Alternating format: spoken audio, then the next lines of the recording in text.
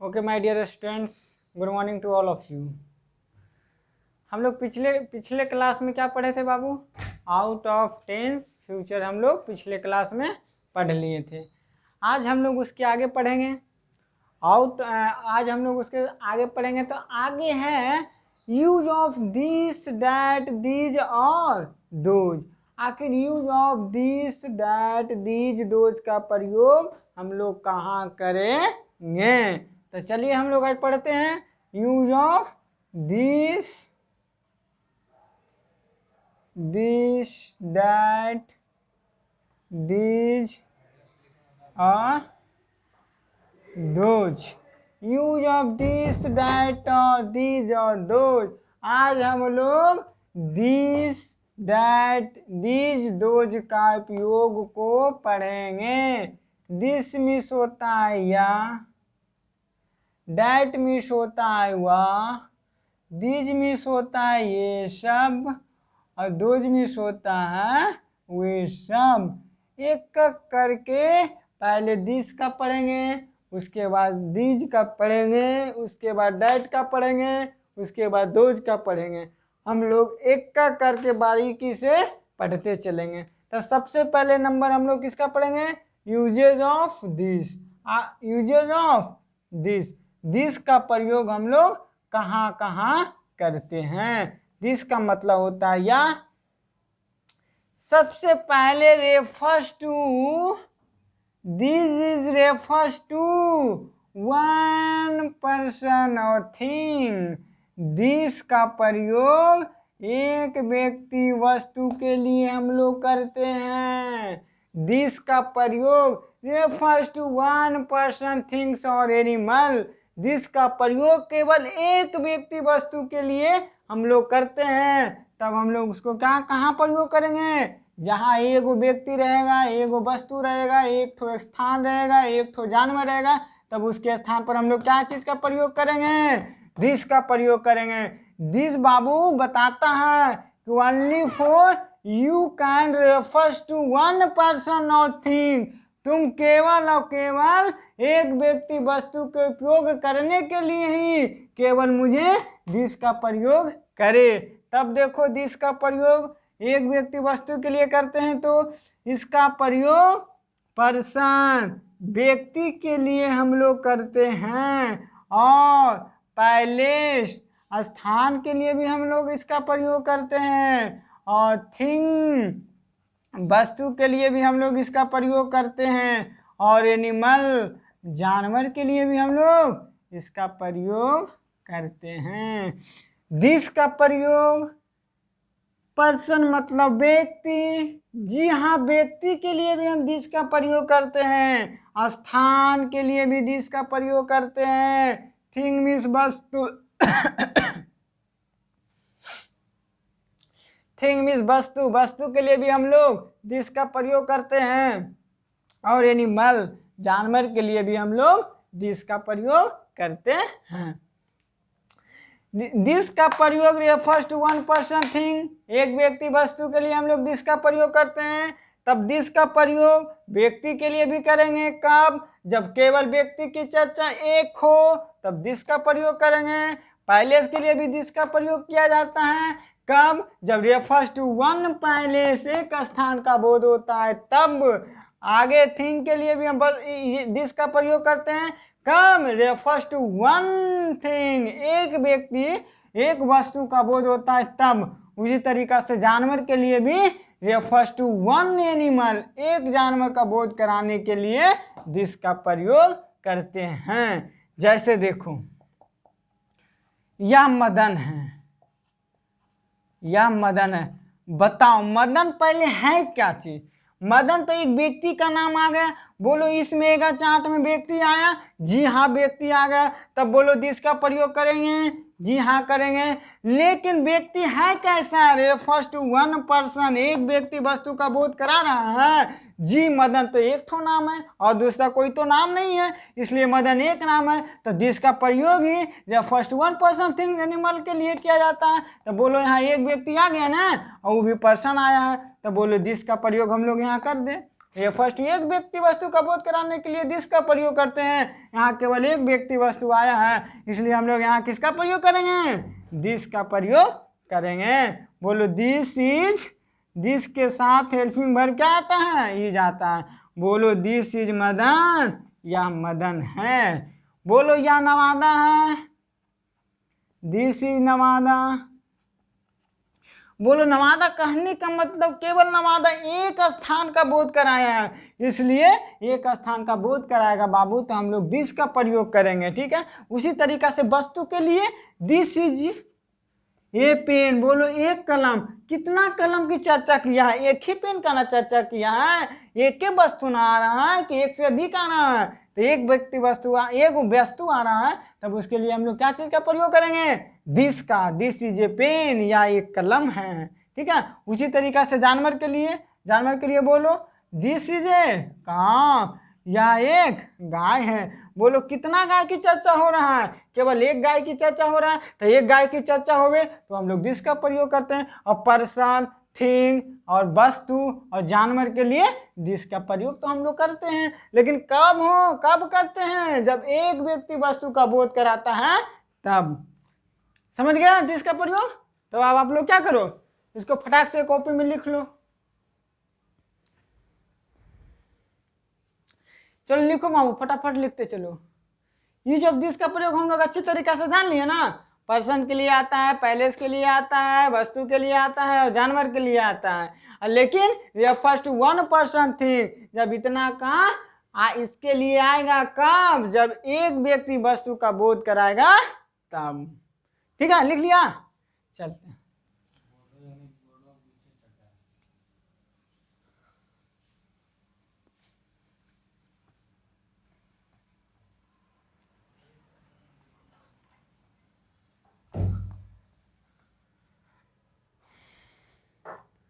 अब दूसरा है दीज। दीज का मतलब होता है ये सब। दिस का प्रयोग हम लोग करते थे refers to one person things और एनिमल। दिस का प्रयोग एक व्यक्ति वस्तु के लिए हम लोग करते थे, लेकिन दिस का प्रयोग refers to more than one person or thing, one person or things। This का प्रयोग एक से अधिक व्यक्ति वस्तु के बोध कराने के लिए हम लोग दिस का प्रयोग करते हैं, लेकिन दिस का प्रयोग एक व्यक्ति वस्तु का बोध कराने के लिए हम लोग किए थे, लेकिन दिस का प्रयोग एक से अधिक व्यक्ति वस्तु का बोध कराएंगे। वहां पे था एक कलम, लेकिन यहाँ हो जाएगा अनेकों कलम, एक से अधिक कलम। ये सब कलमे हैं। बोलो दीज आर पेन होगा या पेंसिल्स होगा? सॉरी, दीज आर पेन होगा या पेन्स होगा? तो दीज आर पेन्स, क्योंकि दीज का प्रयोग refers to more than one person और थिंग्स। दीज का प्रयोग एक से अधिक व्यक्ति वस्तु के लिए हम लोग करते हैं। तब दीज का प्रयोग किसके लिए करेंगे हम लोग? पैलेस के लिए करेंगे, या पर्सन के लिए करेंगे, या थिंग के लिए करेंगे, या एनिमल के लिए करेंगे? देखो हम लोग जान लेते हैं किसके लिए करेंगे। इसका प्रयोग पर्सन व्यक्ति के लिए भी हम लोग करते हैं, पैलेस स्थान के लिए भी हम लोग करते हैं, थिंग वस्तु के लिए भी इसका प्रयोग हम लोग करते हैं, और एनिमल जानवर के लिए भी हम लोग इसका प्रयोग करते हैं।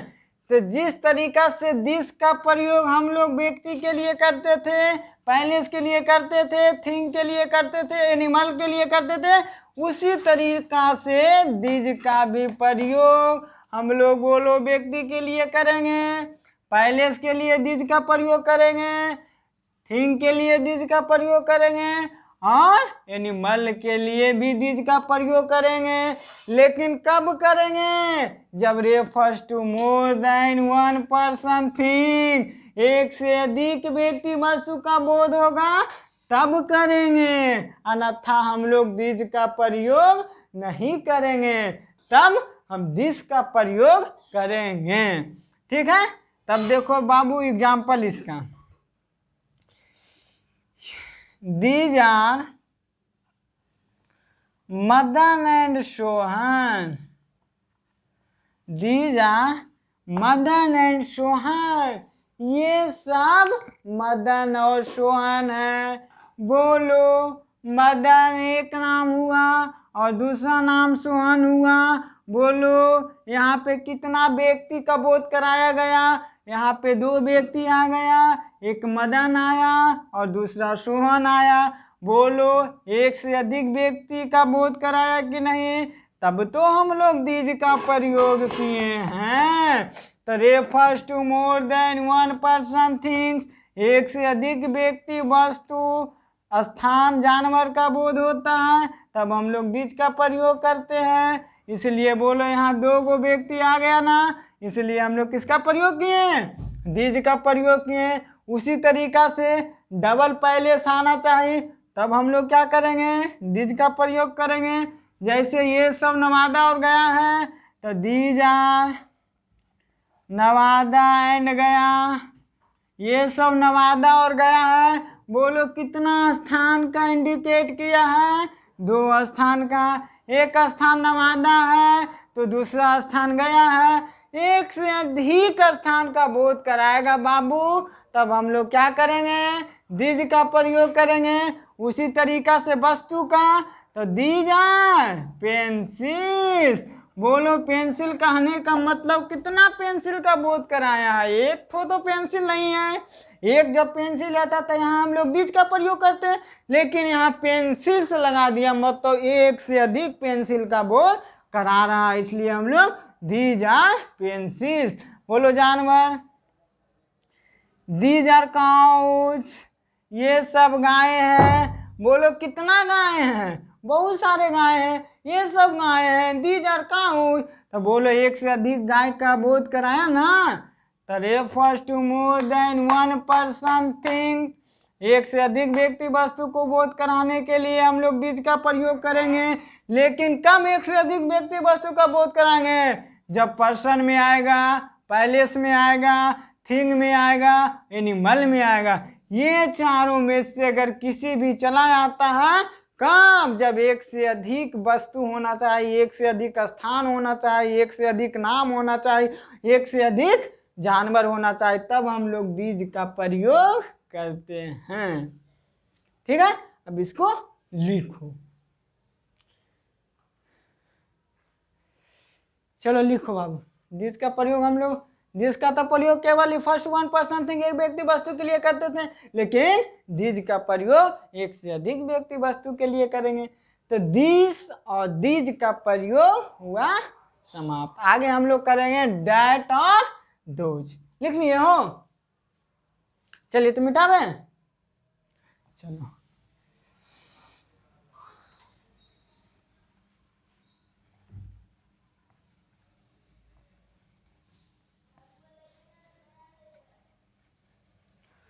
अब देखो बाबू, डैट का प्रयोग, डैट और दोज। डैट का मतलब होता है वह, डैट का मतलब वह। अब बोलो डैट कहने का मतलब होता है रेफर्स टू 1 पर्सन और थिंग्स, रेफर्स टू 1 पर्सन और थिंग।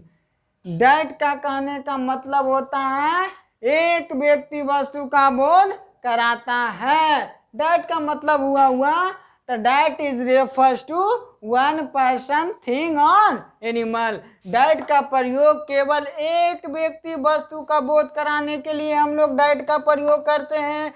लेकिन डैट का प्रयोग किस अवस्था में करेंगे, अगर यदि पहले से आएगा,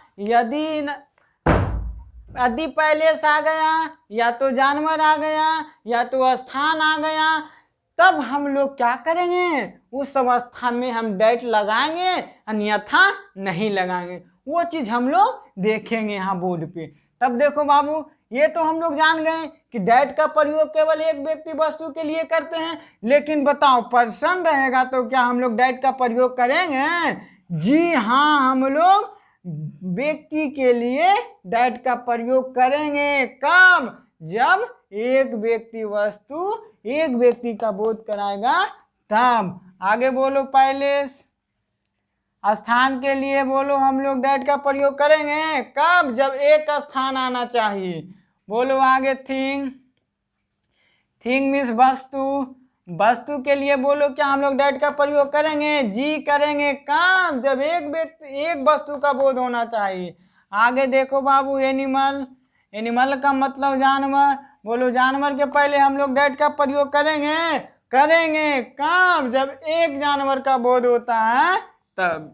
बोलो पर्सन के लिए भी हम लोग डैट का प्रयोग किए हैं, स्थान के लिए भी डैट का प्रयोग किए हैं, थिंग के लिए भी डैट का प्रयोग किए हैं, और एनिमल के लिए भी हम लोग डैट का प्रयोग किए। कब करेंगे? रेफर्स टू वन पर्सन और थिंग। केवल एक व्यक्ति वस्तु का बोध होना चाहिए तब हम लोग पर्सन के लिए भी, पैलेस के लिए भी, थिंग के लिए भी और एनिमल के लिए डैट का प्रयोग करेंगे। जैसे देखो बाबू एग्जाम्पल, वह मदन है। बोलो मदन कहने का मतलब कितना मदन है? एक मदन है कि हजार मदन है? तो एक मदन है तो refers to one person. Refers to one person का बोध कराया ना। बोलो पर्सन के लिए डैट का प्रयोग करते हैं तो यहाँ तो नियम से टेबल कर रहा है, लेकिन बोलो एक मदन है या एक से अधिक है? तो एक मदन है। बोलो ये भी नियम से टेबल कर गया, तो बोलो अब हम लोग यहाँ पे डैट का प्रयोग कर सकते हैं। जी कर सकते हैं। तो लगाओ, डैट इज मदन। क्या हो जाएगा? वह मदन है। बोलो वह नवादा है। That is Nawada. बोलो नवादा आ गया ना पैलेस के लिए, तो हम लोग क्या करेंगे? लेकिन कितना पैलेस है? एक पैलेस है, तो हम लोग किसका प्रयोग करेंगे? डैट का प्रयोग करेंगे। आगे बोलो थिंग, वस्तु। वस्तु के लिए भी हम लोग क्या करेंगे? डैट का प्रयोग करेंगे। बोलो बोलो वह कलम है। बोलो डैट इज ए पेन। वह कलम है। एक कलम का चर्चा किया इसलिए हम लोग डैट का प्रयोग किए। आगे बोलो डैट इज ए काउ। एक गाय है। जानवर कितना है? एगो, इसलिए हम लोग क्या किए? डैट का प्रयोग किए हैं।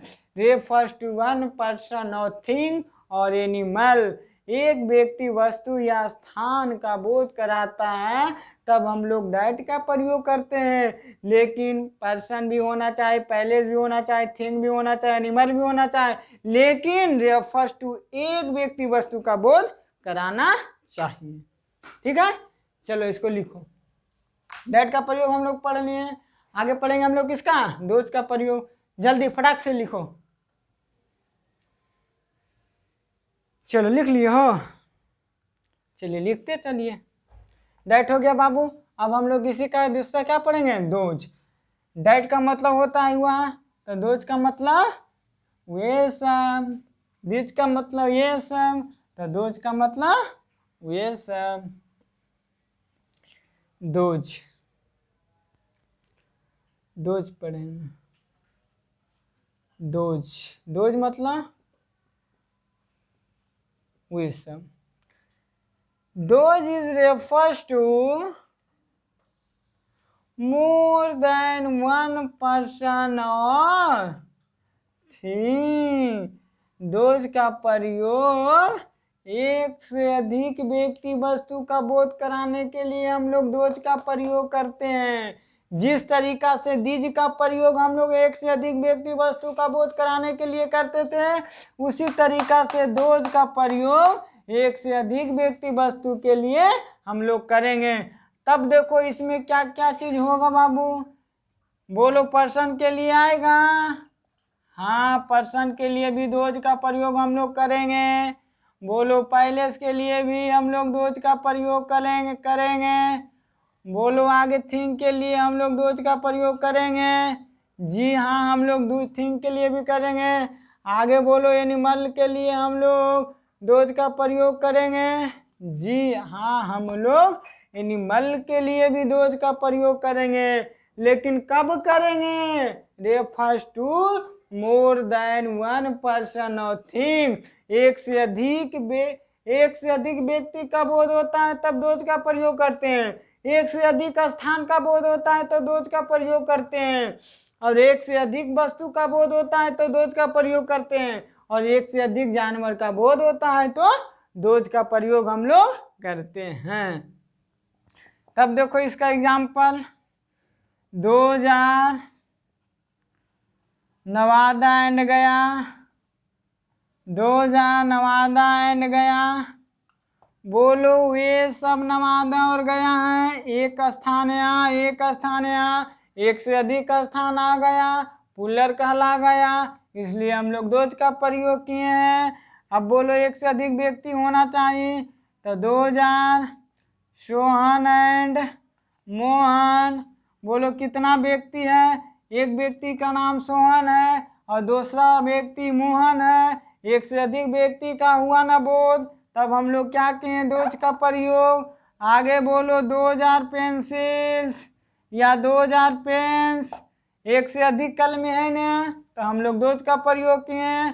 बोलो 2000 डॉग्स, एक से अधिक कुत्ते हैं ना, तो बोलो हम लोग किसका प्रयोग किए, दोज का प्रयोग किए ना। तो व्यक्ति के लिए भी, पैलेस के लिए भी, थिंग के लिए भी, एनिमल के लिए भी कम जब refers to one person, more than one person things, एक से अधिक व्यक्ति वस्तु का बोध होता है तब हम लोग दोज का प्रयोग करते हैं।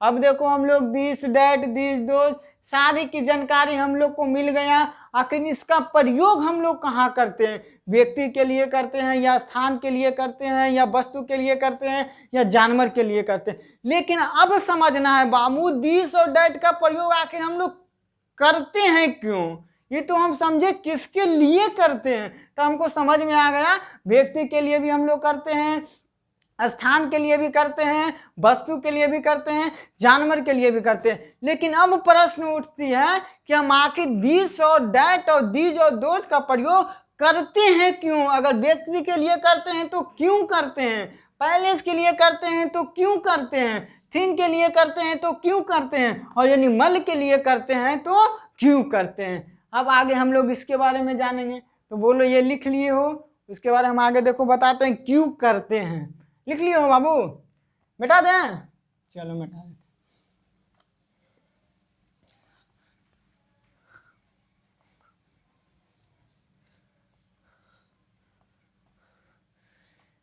देखो आखिर हम लोग सबसे पहले नंबर डबल डबल कर चलेंगे। दिस और दिस का प्रयोग एक साथ बताएंगे और डेट और दोज का प्रयोग एक साथ बताएंगे। देखो हम लोग दिस और दिस का प्रयोग आखिर क्यों करते हैं।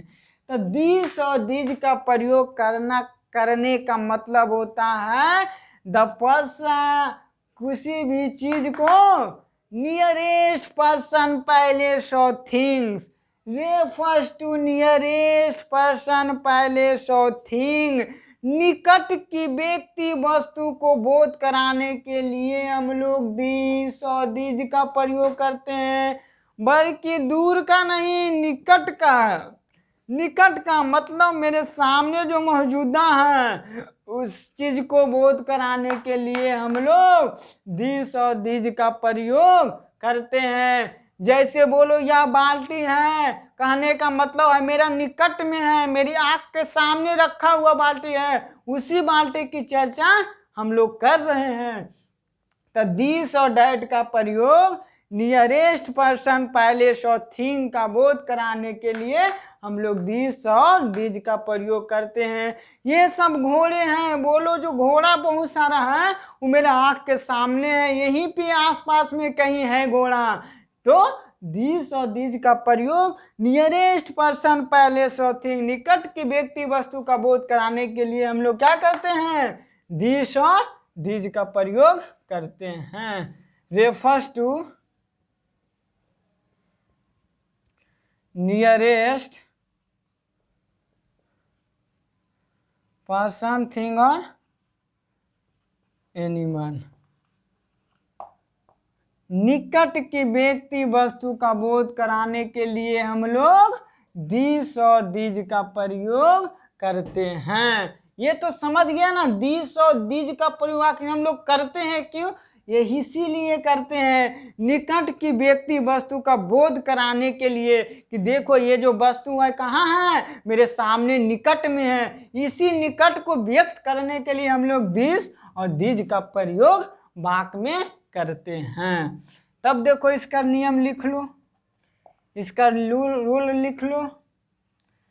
दिस प्लस प्रेजेंट में आएगा तो इज लगाएंगे, पास्ट में आएगा तो वाज लगाएंगे। बोलो दिस से रेफर्स टू वन पर्सन पहले सो थिंग, इसके जस्ट पहले हम लोग बता दिए हैं कि दिस का प्रयोग केवल एक व्यक्ति वस्तु के लिए करना है। तो जब एक व्यक्ति वस्तु के लिए करना है तो बोलो आर्टिकल ए या एन लगा देंगे ना। जब दिस का प्रयोग हम लोग एक व्यक्ति वस्तु के लिए करते हैं तब हम लोग आर्टिकल लगा देंगे। उसके बाद क्या आ जाएगा बाबू, ये सीएन चला आएगा। तो दिस का प्रयोग प्रेजेंट रहेगा तो इज लगाएंगे, पास्ट रहेगा तो बाज लगाएंगे, लेकिन फ्यूचर रहेगा तो this plus will be plus वही बात आर्टिकल ए या एन प्लस ये सीएन हम लोग लगा देंगे। तो ये दिस की मामला यहीं पे हुआ समाप्त। यदि प्रेजेंट में हो तो इज लगाएंगे, पास्ट में हो तो बाज लगाएंगे, फ्यूचर में हो तो विल भी लगाएंगे। अब बोलो दिस का प्रयोग अभी जस्ट बताएं रेफर्स टू वन पर्सन और थिंग्स, केवल एक व्यक्ति वस्तु का बोध कराने के लिए किया जाता है। तो हम लोग क्या करेंगे, आर्टिकल लगाएंगे। जैसे एग्जाम्पल देखो, दिस इज ए काम, बोलो या ये गाय है, प्रेजेंट के लिए आया ना, बोलो गाय, एक गाय की चर्चा हुआ तब तो इसके पहले हम लोग आर्टिकल लगा दिए। आगे चलते हैं पास्ट में, दिस वाज ए पेन, या कलम था, बोलो कलम कंटेबल नाउन है ना एसीए, इसके लिए के पहले आर्टिकल ए का प्रयोग हम लोग किए हैं। फ्यूचर में चलेंगे, this will be A basket, या एक टोकरी होगी, बोलो टोकरी को हम लोग क्या करेंगे, कंटेबल नाउन है इसलिए इसके पहले बोलो आर्टिकल ए आया ना। तब हम लोग इसका नियम फॉर्मेट जान लिए हैं कि दिस का प्रयोग और दीज का प्रयोग नियरेस्ट पर्सन और थिंग के लिए करते हैं। तब इसका स्ट्रक्चर होता है दिस प्लस इज या was plus N plus ACN, और this plus will be plus N plus ACN. This is a cow, या एक गाय है, गाय को गिने हैं इसलिए इसके पहले आर्टिकल लगा है। दिस वाज ए पेन, एक या कलम था। This will be A basket, या क्या है, बास्केट होगा इसलिए बास्केट कंटेबल नाउन है इसलिए इसके पहले आर्टिकल हम लोग लगाए हैं। ठीक है, तो दिस का प्रयोग हम लोग देखो कितना बारीकी से पढ़े हैं। पहले दिस का प्रयोग किसके लिए करते हैं, उसके बाद हम समझे दिस का प्रयोग आखिर करते हैं क्यों, उसके बाद देखो स्ट्रक्चर फॉर्मेट पर लाए हैं तुम लोग को इतना बताकर, ताकि बिल्कुल रूपेण से तुम लोग समझ जाओ कि दिस का प्रयोग आखिर हम लोग करते हैं, आखिर करते हैं तो क्यों करते हैं। अब तो दिस का प्रयोग समझ में आ गया, आगे बताते हैं दिस का प्रयोग। इसको लिखो जल्दी, लिखो जल्दी फटाक से बाबू, चलो लिख लियो हो, चलिए मिटाते हैं।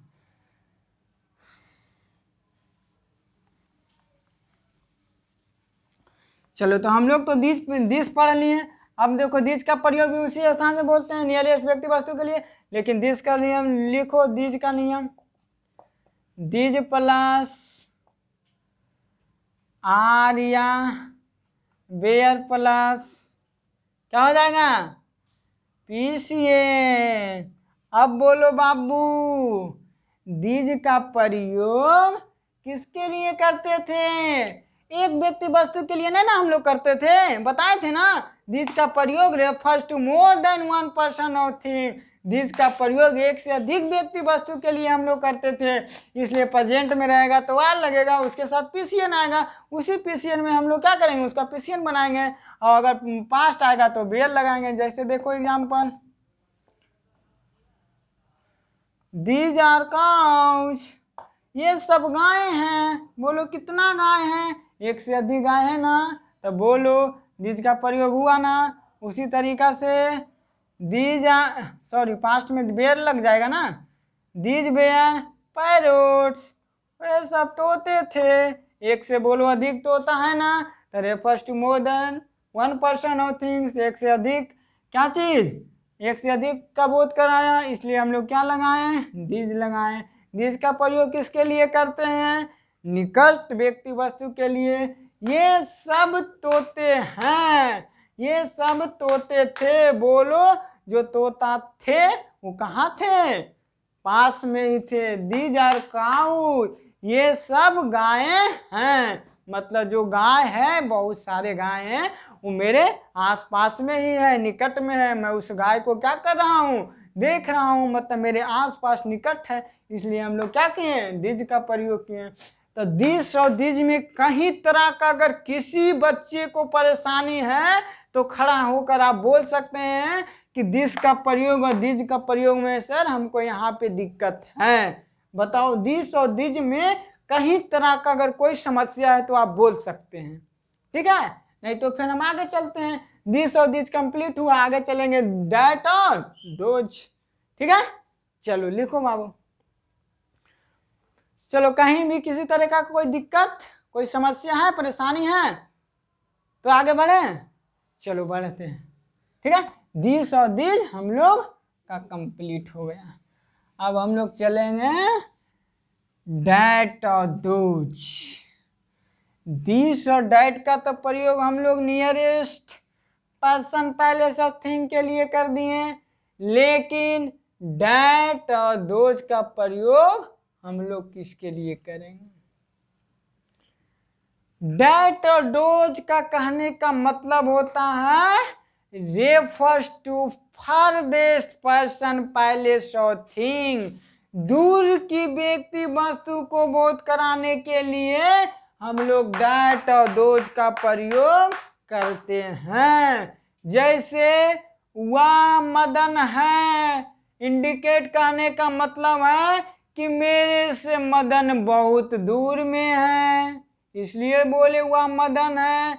देखो इसमें कितनी बड़ा सांस आपको टानना पड़ रहा है, वह मदन है। भाग पे क्या, मदन पे जोड़ पड़ रहा है, मतलब मदन हमसे बहुत कोस दूर है। तो refers to farthest person place और थिंग, दूर की व्यक्ति वस्तु यदि बोध कराना हो तो आप डैट का प्रयोग कर सकते हैं या तो डोज का प्रयोग कर सकते हैं। Refers to farthest person place और thing, refer to person place और थिंग। डैट और डोज का प्रयोग हम लोग दूर की व्यक्ति वस्तु के लिए करते हैं। अब डैट का प्रयोग रेफर्स टू वन पर्सन और थिंग्स, और डोज का प्रयोग refers to more than one person और थिंग। तब इसका हम लोग देखो फॉर्मेट देखते हैं, उसी तरीका से हो जाएगा बाबू। डैट प्लस प्रेजेंट रहेगा तो इज लगेगा, बाज रहेगा तो भलो पास्ट रहेगा तो वाज लगेगा, उसके बाद आर्टिकल तो हर हाल में लगेगा। क्यों लगेगा आर्टिकल, क्योंकि डैट से वन पर्सन पैलेस और थिंग्स, डैट से एक व्यक्ति वस्तु का बोध कराता है, इसीलिए इसके पहले आर्टिकल लगेगा। अब फ्यूचर में क्या हो जाएगा, that plus will be plus N plus N, ठीक है। तब देखो इसका एग्जाम्पल क्या हो जाएगा, डैट इज ए बास्केट, वहाँ एक टोकरी है। That was a Madan, that was Madan, वह मदन था, मतलब मदन हमसे दूर में है। That will be, that will be that will be a cow, वह एक गाय होगी। बोलो डैट का प्रयोग हम लोग किसके लिए कर दिए हैं, विल बी फ्यूचर में, बाज में, प्रेजेंट में, तीनों अवस्था में किए हैं। तो डैट का प्रयोग एक व्यक्ति वस्तु के लिए होता है, इसलिए क्या कहीं आर्टिकल लगाएं। इसलिए मदन में क्यों नहीं लगा, क्योंकि प्रॉपर नाउन के पहले कोई आर्टिकल का प्रयोग नहीं किया जाता है, इसलिए मदन प्रॉपर नाउन है, इसलिए इसके पहले कोई आर्टिकल का प्रयोग नहीं किया गया है। अब देखो डेट का प्रयोग हम लोग जान गए हैं, इसका फॉर्मेट होता है डेट प्लस इज या बाद प्लस एन प्लस एसियन, इसका फ्यूचर होता है that plus will be plus N plus ACN. लेकिन डेट और दोज का प्रयोग रेफर्स टू फर्देस्ट पर्सन और थिंग, जब भी दूर का व्यक्ति वस्तु का बोध कराना हो तब से डेट लगाओ या तो दिस लगाओ। यदि सिंगुलर वाक्य है तो डेट लगाइए, यदि प्लूरल है तो आप दोज लगाइए, कोई दिक्कत। आगे डेट का प्रयोग किए हम लोग, अब हम लोग करेंगे दोज का प्रयोग। लिखो,